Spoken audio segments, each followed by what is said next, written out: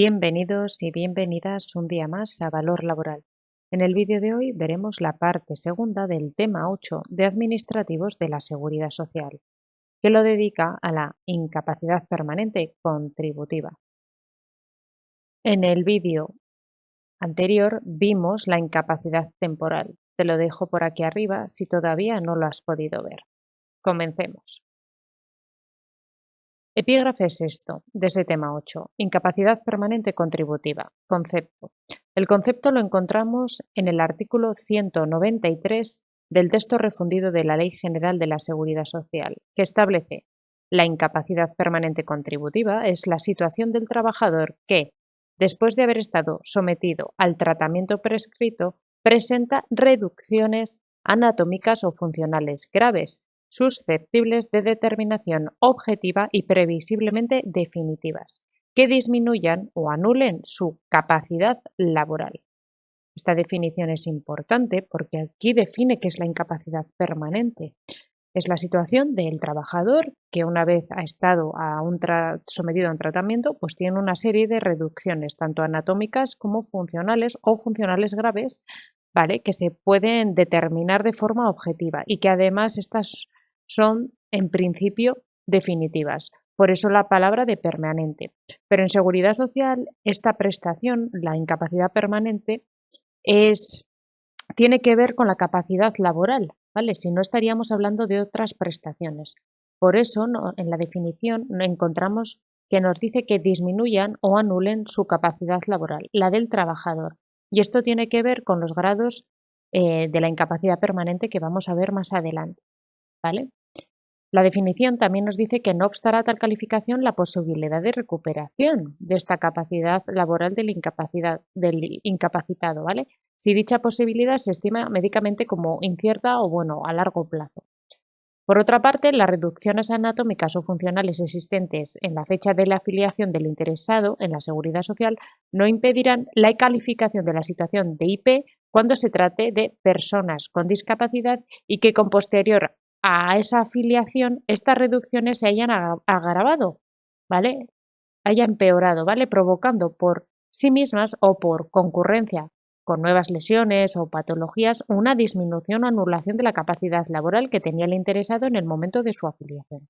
Así que las personas que tengan algún tipo de discapacidad cuando están afiliados en esa fecha, si posteriormente em, se ha agravado la situación, pues en este caso también podemos calificarlo como una situación de incapacidad permanente. La incapacidad permanente habrá de derivarse de una situación de incapacidad temporal, salvo que afecte a quienes carezcan de protección en cuanto a dicha incapacidad temporal. Bien por encontrarse en una situación asimilada a la del alta, que no la comprenda, o bien en los supuestos de asimilación a trabajadores por cuenta ajena en los que se dé la misma circunstancia, ¿vale? También puede ser que se acceda a la incapacidad permanente desde una situación de no alta. Esto es importante, lo que vamos a ver ahora. Hay que entender que la declaración de incapacidad permanente en ocasiones será total para la profesión habitual. Y la pregunta es, ¿cuál es la profesión habitual si en el momento del accidente o de trabajo o de la enfermedad profesional mi profesión era circunstancial? ¿Vale? Entonces, lo que entiende la ley como profesión habitual es que en caso de enfermedad común o profesional, aquella a la que el trabajador dedicaba su actividad fundamental durante el periodo de tiempo anterior a la iniciación de la incapacidad, que reglamentariamente se determine. Y en el caso de accidente, tanto sea como no de trabajo, la que desempeña normalmente el trabajador al tiempo de sufrir. ¿Vale? Esto es lo que se entiende por profesión habitual, porque todo va referente a ello. Vamos a ver los grados de incapacidad. Vale. En principio hay 4 tipos de incapacidades. La incapacidad permanente parcial, la incapacidad permanente total, la incapacidad permanente absoluta y la gran invalidez. 4 tipos o grados de incapacidad. Pero sí es cierto que dentro de la incapacidad total hay una especialidad que se llama cualificada, ¿vale? Que lo veremos también a continuación.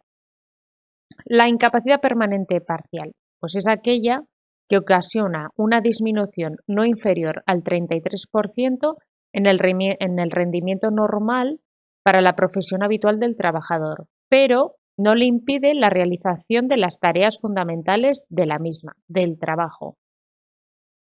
El segundo grado de incapacidad, la total. Esta inhabilita al trabajador para la realización de todas o de las fundamentales tareas de su profesión habitual, siempre que pueda dedicarse a otra distinta. Por ejemplo, imaginemos que Pedro es carpintero y pues ha sufrido un accidente o tiene una enfermedad y ya hay cosas de su profesión que no va a poder realizar. Pero si bien es cierto, pues por ejemplo no puede ya, tiene la espalda mal y ya no puede llevar tablones. Pero bueno, sí que va a poder dedicarse a otra profesión, aunque no pueda estar cargando peso, por ejemplo. Vale, dentro de la incapacidad permanente total, tenemos una especialidad, lo que hemos dicho anteriormente, que se llama cualificada. Y es para aquellos trabajadores mayores de 55 años que por la falta de preparación o las circunstancias sociales y laborales se presuma la dificultad de obtener empleo en actividad distinta. Esto puede ocurrir.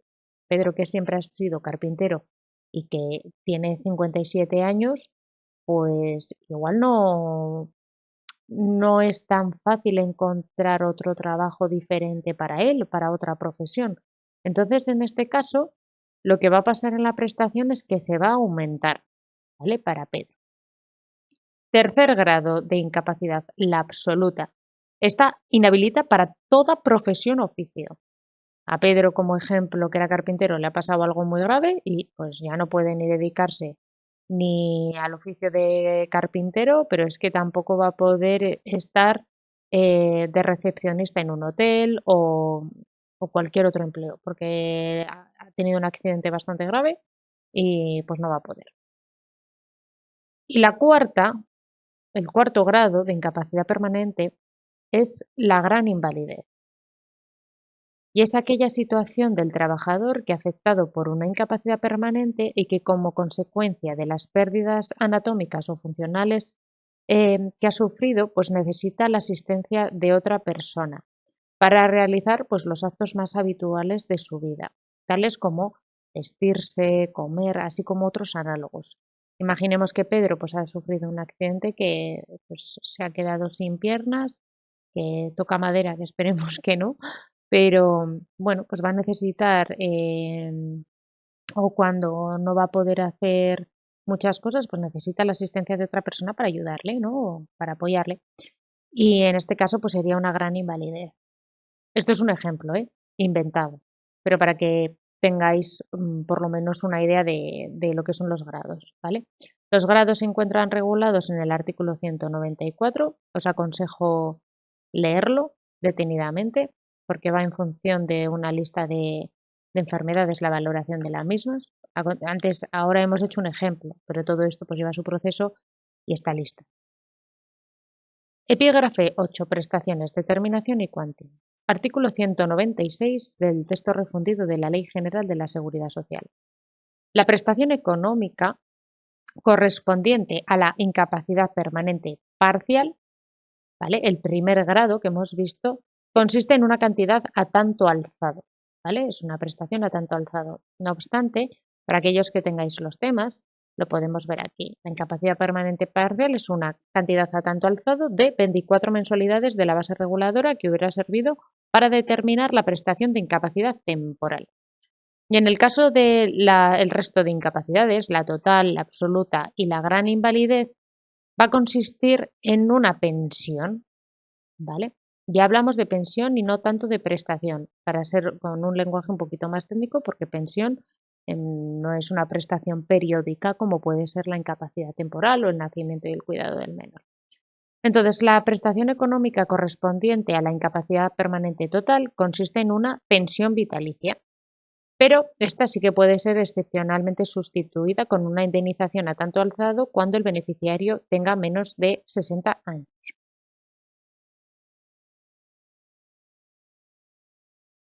En el caso de la incapacidad permanente total, eh, hemos dicho que había una especialidad, ¿no? Que era la cualificada.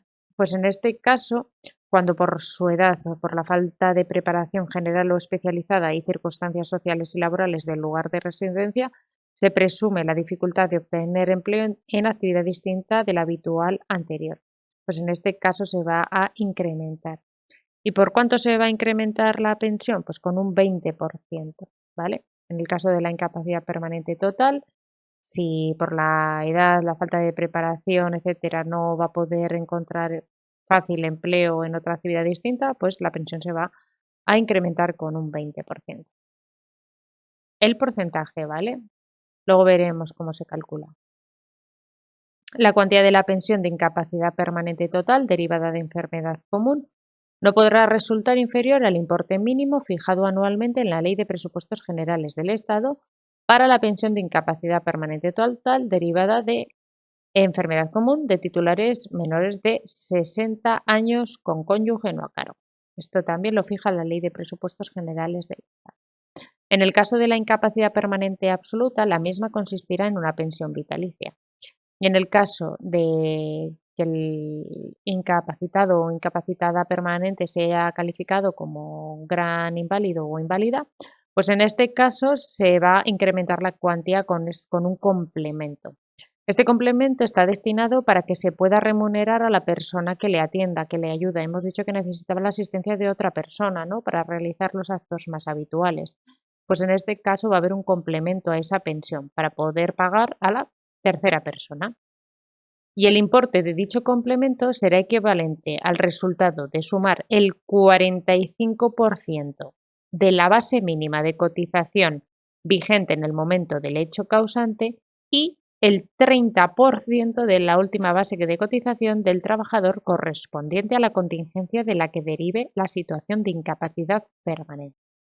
Y además, para calcularlo, nos dice este epígrafe que en ningún caso el complemento señalado podrá tener un importe inferior al 45% de la pensión percibida sin el complemento por el trabajador.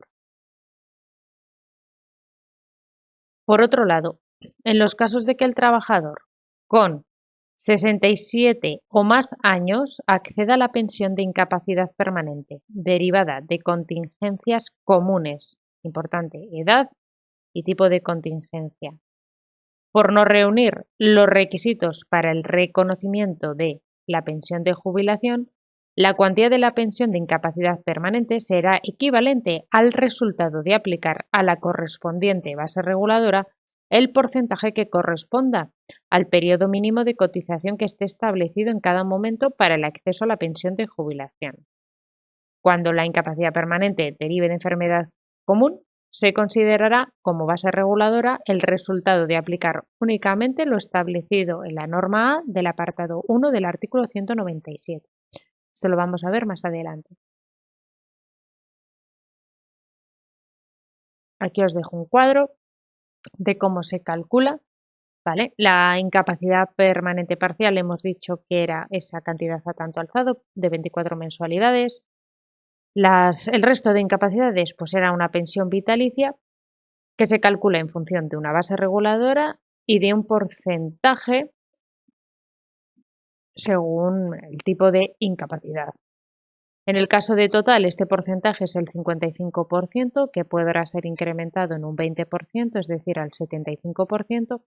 Y además, como hemos visto anteriormente, la incapacidad permanente total puede ser sustituida por una indemnización. La incapacidad permanente absoluta, el porcentaje es el 100% de la base reguladora y la gran invalidez es el 100% más el complemento, que ya hemos visto cómo se calculaba. También es importante indicar que, que las pensiones pueden ser incrementadas con un recargo cuando haya habido falta de medidas de prevención, de seguridad en el trabajo, pues también va a poder tener un recargo, ¿vale? Esa prestación. Y luego también hemos de tener en cuenta el complemento de la reducción de la brecha de género. En el año 2022 sí que era de 28 euros, pero este año es diferente. También os pondré por aquí cuál es la cantidad y en los comentarios. ¿Cómo se calculan estas pensiones? Pues Entiendo que para calcular las pensiones de incapacidad permanente, pues puede ser que sea una del cálculo más complicado, ¿vale? Hay que tener en cuenta bastantes operaciones para poder entenderlo, pero también hay un vídeo en el canal, ¿vale? Que es muy explicativo de cómo se debe calcular y que además sería recomendable verlo para que bueno, lo vierais con ejemplos, ¿vale? Porque, por una parte, hay una base reguladora, dependiendo de la edad y dependiendo de la contingencia, lo primero que tenemos que hacer es saber de qué deriva esa incapacidad permanente, si deriva de enfermedad común, si deriva de accidente no laboral o si deriva de contingencias profesionales. Y luego dentro, por ejemplo, de la enfermedad común, hemos de diferenciar si el trabajador o la trabajadora tiene entre 52 y 64 años o si es menor de 52, porque el cálculo va a ser diferente, ¿vale? Tenemos primero una operación en ambos dos, luego de esa operación también hay integración de lagunas y también actualización de bases, ¿vale? Luego, aparte, estas dos operaciones hay que multiplicarlos por los años de cotización, ¿vale? Que estos son los años que ha estado cotizando y que vamos a leerlo. A la cifra resultante se le ha de aplicar el porcentaje que corresponde en función de los años de cotización, según la norma de jubilación, artículo 210 del texto refundido de la Ley General de la Seguridad Social, pero considerándose a tal efecto como cotizados los años que falten para llegar a la edad de jubilación ordinaria. En caso de no llegar a los 15 años cotizados, el porcentaje aplicable será el 50%. Pues primero se hace esta operación, primera operación, se multiplica por los años cotizados y finalmente ya aplicamos el porcentaje que corresponda según el grado de incapacidad, ¿vale? Os voy a dejar por aquí el vídeo. Sería importante verlo entero para poder saber cómo se calcula la incapacidad permanente parcial. Como lo tenéis en el canal, pues creo que sería mucho mejor que lo pudierais ver desde allí. Beneficiarios de la incapacidad permanente. Artículo 195 del texto refundido de la Ley General de la Seguridad Social. Vale. Tendrán derecho a las prestaciones de incapacidad permanente las personas incluidas en el régimen general que sean declaradas en tal situación. Tienen que ser declaradas en situación de incapacidad permanente y que además de reunir la condición general exigida del artículo 165, que ya sabemos que es estar afiliadas en alta o en situación asimilada al alta, hubieran cubierto un periodo mínimo de cotización que se determina a continuación, ¿vale? Salvo aquellas que sean debidas a accidente, sea o no de trabajo o a enfermedad profesional, en cuyo caso no será exigido ningún periodo previo de cotización. Veamos estos periodos previos. En el caso de incapacidad permanente parcial, el primer grado, el periodo mínimo de cotización exigible será de 1.800 días, que han de estar comprendidos dentro de los 10 años inmediatamente anteriores a la fecha en la que se haya extinguido la incapacidad temporal de la que se derive la incapacidad permanente. Es decir, que para poder acceder a la incapacidad permanente parcial, hemos de tener cotizados 1.800 días y estos han de estar comprendidos en los 10 años inmediatamente anteriores al momento en el que se acabó o se puso fin la IT. Esto siempre y cuando derive de enfermedad común, porque como hemos visto, no se exige periodo previo cuando se debe a accidente y a enfermedad profesional. Vale. En el caso de pensiones por incapacidad permanente, el resto de incapacidades, el periodo mínimo de cotización exigible será, y aquí tenemos los supuestos, depende de la edad. Aquí hemos de diferenciar dos casos. Por una parte, aquellos trabajadores que tienen menos de 31 años y aquellos trabajadores que tienen cumplidos 31 años de edad. Luego veremos una especialidad de la incapacidad permanente parcial, que espero haberosla puesto por aquí, efectivamente, ¿vale? Que es cuando tienen menos de 21 años. Pero de momento vamos a ver el resto de incapacidades permanentes. la total, la absoluta y la gran invalidez. Si el sujeto causante tiene menos de 31 años de edad, se le va a exigir como periodo mínimo de cotización la tercera parte del tiempo transcurrido entre la fecha que cumplió los 16 años y la del hecho causante de la pensión. Es decir, por ejemplo, si tienes pues 33 años, no, perdonad, si tienes menos años, ¿no? Imaginemos una persona pues que empezó a trabajar súper prontito para los tiempos de ahora, ¿vale? Empezó a trabajar con 16 años y pues con 21 años sufre pues, una enfermedad común, ¿vale? Que le impide pues hacer su trabajo habitual o bueno, que es calificado como incapacidad permanente total, imaginemos, ¿no? Entonces, él empezó a trabajar con 16 años y con 21 años, pues tiene ese accidente, ¿vale? Él ha estado cotizando desde los 16 hasta los 21, ¿no? Que son 5 años.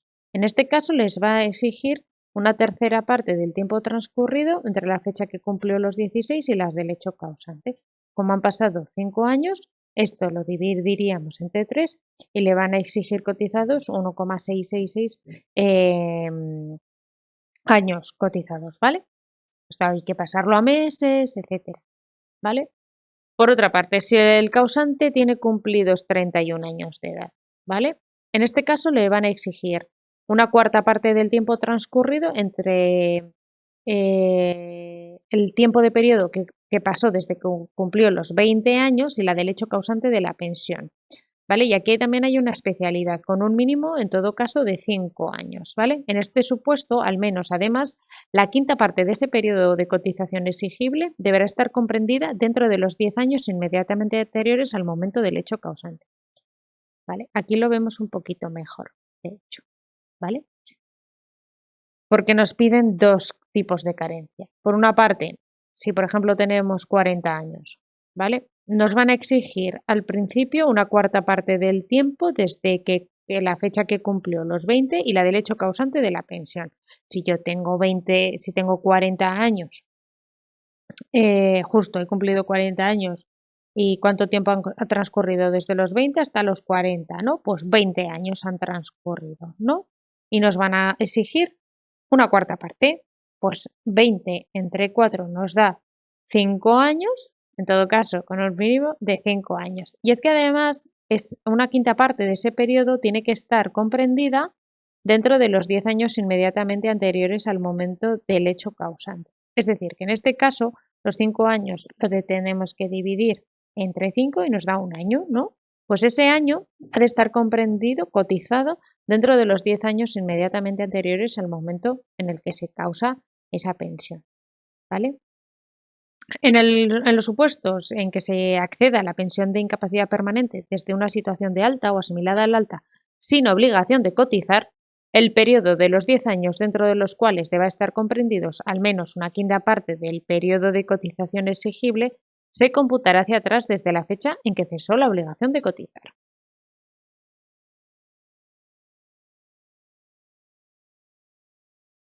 Vale. Y esto es importante, porque aquí vamos a poner ojo, porque es importante esto, que también lo tenéis en el cuadro.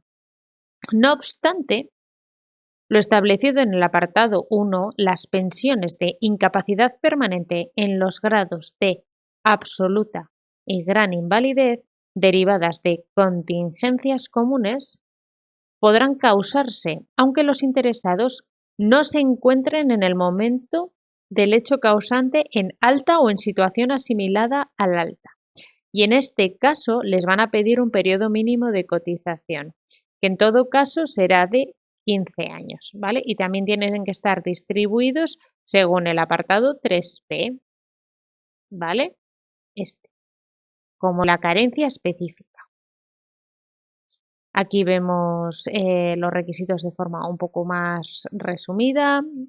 Ser declarado en situación de IP, estar afiliado en situación asimilada al alta. Desde la situación de no alta, como hemos visto ahora, únicamente se puede acceder a la incapacidad permanente absoluta o gran invalidez derivada de contingencias comunes. Y en este caso nos van a exigir 15 años y 3 de esos 15 han de estar comprendidos dentro de los últimos 10 años. Hemos dicho también que el periodo de cotización necesario en el caso de enfermedad común, etcétera, ¿vale? En el caso de la incapacidad permanente parcial hay una especialidad, y es que cuando sean menores de 21 años se les va a exigir la mitad de los días efectivos transcurridos desde los 16 años de edad y la iniciación del proceso de IT, ¿vale? Nacimiento, duración y extinción del derecho. El hecho causante de una prestación es la fecha a partir de la cual la incapacidad pues tiene efectos, y existen aquí diversas posibilidades en cuanto a determinar el momento del hecho causante. Veámoslas. Si la incapacidad permanente se reconoce tras haberse extinguido la incapacidad temporal, ya sea bien por el agotamiento de la baja o por alta médica con propuesta de invalidez, la fecha del hecho causante será la de la finalización de la baja médica y los efectos económicos de la prestación se fijan en la fecha en la que se emita esa resolución del director provincial del INS. En cambio, cuando la incapacidad permanente no deriva de un proceso de IT o este todavía no se ha agotado, la fecha del hecho causante es la de la emisión del dictamen propuesta del EBI, de ese equipo de valoración de incapacidades, activándose los efectos económicos en la fecha de ese dictamen, de ese informe. Por último, si la incapacidad proviene de una situación de no alta, tanto el hecho causante como los efectos económicos serán el día de la solicitud. Duración. Las pensiones, en principio, pues son vitalicias, ¿no? En principio tiene una duración indeterminada, salvo que la prestación consista en un pago único, como es en el de la incapacidad permanente parcial. Sin embargo, la revisión de la incapacidad permanente también puede implicar una transformación, un cambio en esa pensión, ¿no? Pues puede haber una mejora o puede haber incluso un empeoramiento, entonces puede cambiar. Extinción. Las causas de extinción de las prestaciones de incapacidad permanente pueden ser bien por consecuencia de una revisión, por el fallecimiento o porque se cause esa pensión de jubilación.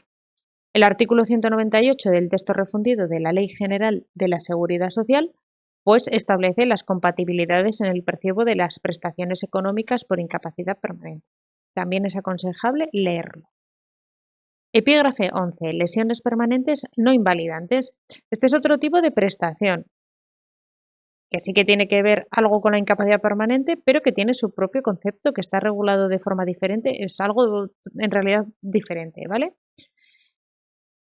Estas se regulan en el artículo 201 del texto refundido de la Ley General de la Seguridad Social. Y aquí establece el concepto.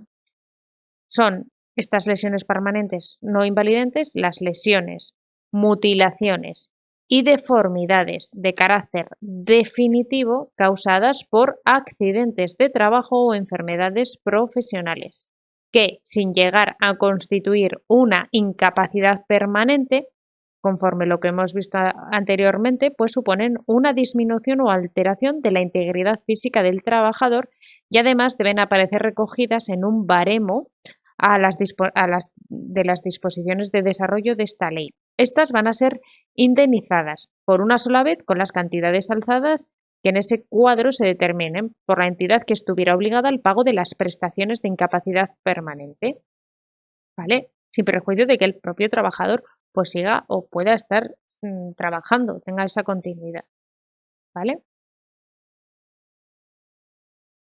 Aquí os pongo un poquito cuáles son los requisitos, la cuantía, etcétera. El cuadro se regula en la Orden Ministerial 66 de 2013. Podrán ser beneficiarios de esta indemnización a tanto alzado quienes estén afiliados en alta en situación asimilada al alta, hayan sido dados de alta médica por curación y que la lesión o la mutilación esté recogida en ese baremo. Este baremo tiene 6 grupos: primero cabeza y cara, segundo aparato genital, tercero glándulas y vísceras, cuarto miembros superiores, quinto miembros inferiores y sexto cicatrices no incluidos en los epígrafes anteriores. ¿Vale? Hay un baremo y pues se paga en función de lo que le haya pasado en el accidente de trabajo o por la enfermedad profesional. Es importante destacar que estas lesiones permanentes no invalidantes no decaen en una incapacidad permanente, pero sí que es verdad que alteran o disminuyen esa integridad física del trabajador y además pues tienen que estar catalogadas. Epígrafe 12. Calificación y revisión de la incapacidad permanente. La calificación consiste en valorar el estado físico del trabajador en relación con su capacidad laboral y conlleva la existencia de un procedimiento administrativo que culmina con una resolución administrativa que declara la existencia o inexistencia de la contingencia y en su caso el grado de incapacidad permanente. Como consecuencia de la declaración de IP o de la calificación, pues procede esa declaración del derecho a favor del beneficiario de las prestaciones inherentes unidas a esa calificación efectuadas si proceden en el caso y a la determinación de la entidad responsable de pagar, es decir, de hacer efectivas esas prestaciones.